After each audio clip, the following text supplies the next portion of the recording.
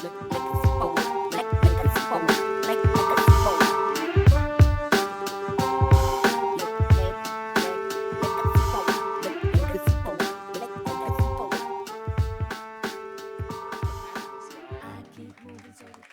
the time and the energy to be with us here to share their insights. And I'd love to kick this off with something a little bit lighthearted. You know, legacy isn't just something that we leave behind, but it's what we build every day. And each of you inspire legacy in a different way through storytelling, through creativity, through advocacy, and through your impactful work.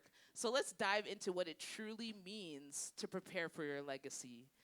So to kick us off for a little icebreaker, if you could choose a theme song today, okay, for your legacy, what would it be? And anyone can start. You can kind of choose which one of you will go first, but any one of you can start. Do you have a song? I'm not afraid to take a step. I love that song. That's a good choice. Yeah, because sometimes, oftentimes I wake up and then just fear takes over, right? So, but this song just reminds me of the mindset of pushing through the challenges, and we leave building legacy is a hard journey. Of course, I'm still on the journey with all of you, I think. But that's just a great song for me. Yeah, against despite the uncertainty, rejections, millions of no's, right? You also make sure to hold others' hands. Yes, I love that. That's my song. Okay, so the song for my season definitely has to be Defying Gravity from Wicked, because we're unlimited. You know, from the beginning, since that movie dropped, my wife and I have been obsessed. Obsessed. But truly, watching my girl Alphaba go on her journey of just coming to that place where she realized that her greenness, that her difference was actually her superpower, and stepping into that power, and that's the energy I'm trying to embody. You know, that song talks about confronting systems of oppression. It talks about being bold. It talks about taking risks, and that's the energy I'm trying to be. I'm trying to wake up every morning and remind myself that I am a cosmic soul in a human body here for a purpose, to make difference, to create change, and I am unlimited. Yes. You're defying gravity. Jeez. So we have Not Afraid, Defying Gravity. Dahlia, what you got? I had something else prepared, thinking about it, but it was like the Knight Rider theme song. But you guys don't know Knight Rider. I'm giving away my age. So, Carol and I were having a conversation recently, and she's like, "Oh, there's this hymn about surrender," and I just knew what she was gonna sing. And my grandmother used to always sing this hymn to me, especially once we got home from church. And as someone who has spent a lot of time trying to control, my narrative and my story. Oh, I need control. That's exactly when you F things up, right? You do what you have to do. You have an idea that was given from the Creator, and you go. And when that go time has nothing to do with us. It's got nothing to do with me. It's everything to do with surrender. So the one that she sang was, all to Jesus I surrender, all to Him I daily give. I surrender all, I surrender all to Jesus. I surrender all. See, and the singer had to come and sang it for you. Woo! So we got, okay, hold on. This makes me so happy. It makes me giddy, okay? I'm like having a conversation with them, and I know you guys are here, but I'm really just over here giddy about having this conversation. Okay, so wait. So we had No Fear, Defying Gravity, and Surrender. What you gonna finish us off with, Simone? I know you got something for me up your pocket. My Life, Mary J. Blige. And I'll just share the first verse that comes to my mind. So, life can be only what you make it. When you're feeling down, you should never fake it. Say what's on your mind, and you will find in time that all all the negative energy, it will all recede. My life. Wow. Wow. So can we? So we're gonna put this in a sentence, right? So we have no more fear because we're defying gravity. And what was your again? Because I'm surrendering to my legacy. Okay. And that's my life.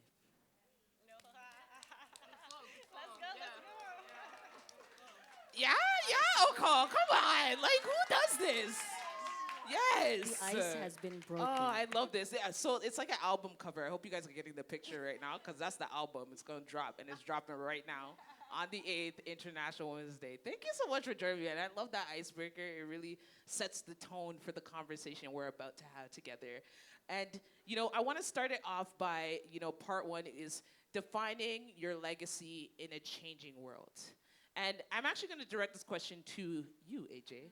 And this question talks about, mindfulness is about presence, and yet legacy is about the future, right? How do you balance the two in your work, ensuring that communities you serve are both grounded in the now, but prepared for the long term?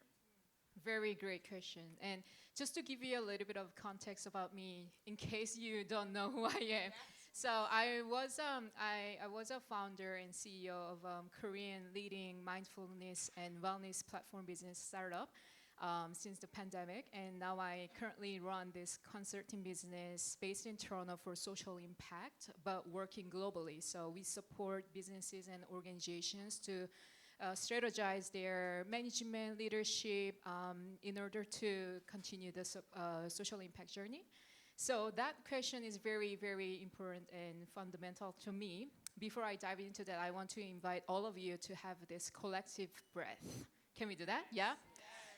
So just you can lower your gaze if you're not feeling comfortable, closing your eyes. And then let's have a just deep breath, Is it Sunday? Saturday? Yeah. Running around, talking with too many people already, right? So breathe in. Breathe out on your own pace. Just don't think about anything. Imagine we are born just to breathe right now. Nowhere to go, nothing to do.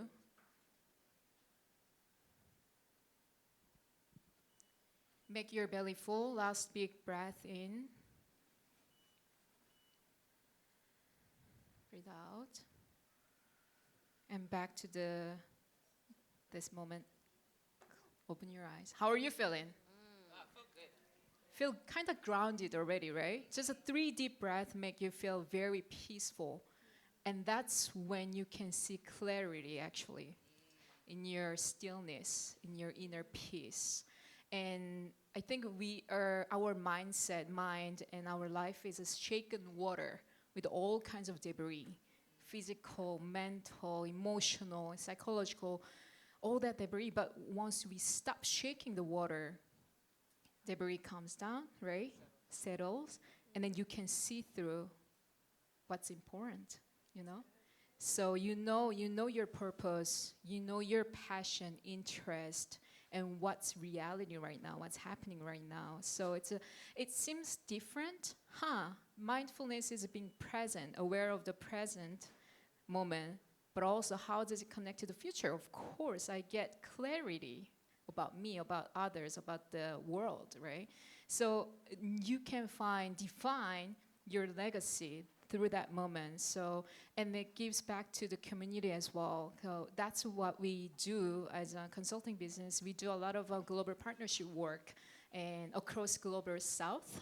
One of the highlights we did is through our initiative and campaign for global equitable well-being, we reached out to more than 1,300 individuals in Africa, South Asia, and even in Canada. So we always remind that mindfulness, the powerful fundamental, in order to understand who you actually are. Yeah. Yeah. Oh, so important, rooted in mindfulness. And I think that's something to note. So remember when you take away from today, right? In order to build your legacy, how do you stay grounded in the present, in order to see the future? I think that's so important. I love that. And also what we do today, what we consume, is shaping the future, right? Yes, I believe that wholeheartedly. Thank you, AJ. And Simone, for you, as a journalist in your mental health work, and your advocacy work, you shape narratives that outline news cycles. What's the most important story you're trying to leave behind, and how do you stay intentional about the mark that you're making? I was speaking to, so before I go any further, thank you so much for having me here today. I really appreciate it. I could bore this room with my story, and I'm not going to do that. But I think the one thing I really am intentional about with the work that I do is obviously helping. My organization is called Here to Help. And the one thing I really want people to start doing is doing that work on themselves. My life is a story, and I've had to do a lot of work, and it has not been easy. And I always say that, and this is going to sound maybe a little crass, but just because you've had trauma in your life, it doesn't allow you to be an asshole. Amen. Oh, yes. We have to be intentional, and I'm going to jump over to the media side of it because it's important, that we are intentional with our stories and creating our stories, We all have gone through things, and I want people to take what they've learned, move forward with it, and that's what I do in the work that I do with my mental health advocacy and with journalism is I listen to people's stories. I don't know if anyone who I spoke to today, one of the things I asked them was their why. And I was able to have some really in-depth discussions with some people around the room because it is about, your why. Like, why are you here? Like, what's your story, But number one thing, just work on yourselves, people. I don't have time for assholes. Just, I could be one too, but I'm not, I hope that answered that. I said, like, a Yes, lot. it's showing up authentically, and also we've had trauma, but we're not our circumstances, right? So it's very important to acknowledge that yes, we've all been through things, but how we show up to the table is completely our opportunity. That So I sounds love so that. much better than saying asshole. So to bring this question to all of you, does legacy building require us to challenge the status quo, or is it about preserving traditions, or is it a little bit of both? And I'd love to hear from all of you on this perspective. And it can be a debated topic, right? It doesn't have to be a yes or no answer. I'll go if that's all right. First of all, give it up for Carol Dowse. Everything in this room was once a seed, and it is now a beautiful garden, and you are all flowers that will make your own gardens. And thank you for having us, and what an honor to be on this panel with all of you as well. I think when I think about that often. And I'm from a place called Goa in India. It was colonized by the Portuguese. So I'm already like, what is tradition? Right? I'm always challenging it, and what is the status quo? And I have been a prisoner to the status quo. It's very hard in the music industry. It's run by mainly middle-aged white men. And so I found myself anglicizing my music a lot for a long time. And so now if you hear my newer records, I've kept a little bit of my ancestry in there, a lot of my ancestry in there. And I have a song coming out called Good Love. And my producer, who is white, said, I think you need to sing this in your language, which I've never done. And it's so much more powerful that way. And so I think what we need to figure out, everyone needs to navigate, what are the traditions that don't serve us anymore?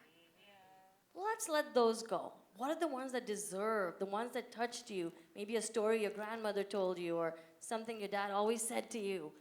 Walk straight, walk with confidence, walk, looking at the end of the room, not just what's right in front of you. Maybe something that's right there with you. So that's for each person to figure out. And that when you will each shape your legacy that way by navigating just those two bridges, right? I can definitely add to that. It requires adaptability and flexibility, I think. When to disturb, when to just preserve, right?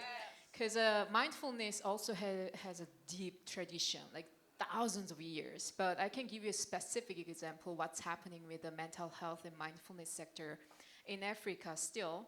Those stigma and traditional belief, value connects to supernatural elements. So that turned into very harmful practice. Like they shackle people with the mental illnesses because they believe in that tradition, right? But the reality is, like Diana said, the reality in Africa, over 60 countries has increased with mental illness disorder cases 25% since the pandemic. And imagine people still shackling those individuals instead of adapting to that new treatment or resources and science-backed networks and professionals, right? So I think we are very privileged in being in Western society, having all these abundant resources, YouTube channels, and even like professionals around us, right? So those are the specific examples that we kind of ignore that reality, So I think it's very important to adapt and also evolve from culturally sensitive elements combined with innovation or other alternative approach. Yeah, I like that. I feel like there's kind of a theme of like the both, and I'm sitting on that fence as well. I think it's important to have both. Like, I'm gonna stand 10 toes down for love, for mutuality, for respect, for generosity, these ethics that, we need pillars to be able to stand on, traditions to be able to root our movements in, and I feel like the how always needs to change. And I feel like and my identity, like who I am, how I show up in this world, it pushes against the status quo because I am a queer woman of color taking up space. One of the hats that I get to wear is I'm an equity educator, which means I go and I talk to teachers all around the GTA specifically about queer inclusion in schools and how it's so important. Like we can't keep on handing out these small scripts to our students, telling them that they have to fit into these, these small boxes and binaries. It's like we have to expand. We have to expand and dream and make space for more curiosity, have the posture of love and celebration, and let that be how we lead and let that be how we organize. So I think it requires us to be innovating, evolving, to get curious, but to push and to make space for everybody, to not just make people fit into these small, white, capitalistic boxes that they want us to fit into. It's not big enough. Not big enough for me, and it's not big enough for our flourishing, the collective flourishing that I want to see. Yes. Simone, you have anything? I'm going to go to a place where, again, I do a lot of work on, and I'm going to say we have to be mindful when it comes to cultures because there's a lot of transgenerational trauma that occurs. And when those things get passed down, that stuff is not good, right? And a lot of us are out here acting, not even realizing that a lot of us are acting out of trauma, things that we've picked up that we're just abiding by. And you have to ask yourself that question, is this what I want my legacy to be? Just me being another part of this trauma that has been passed down. So, just as a quick example, being raised Jamaican, I got beatings, right? If you even look out, that look you get when you're out, that you're gonna get beatings when you get home? Yes. Yeah. Now I know as much as, okay, that's what I experienced, I also know that's trauma that came from slavery. We were taught to listen, and it was fear that was driven into us, and that's why our parents treated us that way. They used fear instead of love to control. You don't need to even be thinking about control, but this is what they were doing, right? They were using fear. So, is it okay to pass that down because it worked? No, it clearly didn't work. I messed up a lot, So it's just being mindful of you and who you are and what have you done the work, look back and been So, even the understanding between all four of you, right? It's this understanding that it requires us to look at the traditions that have harmed the traditions that have healed, and then make a decision as to whether or not we're going to carry these into the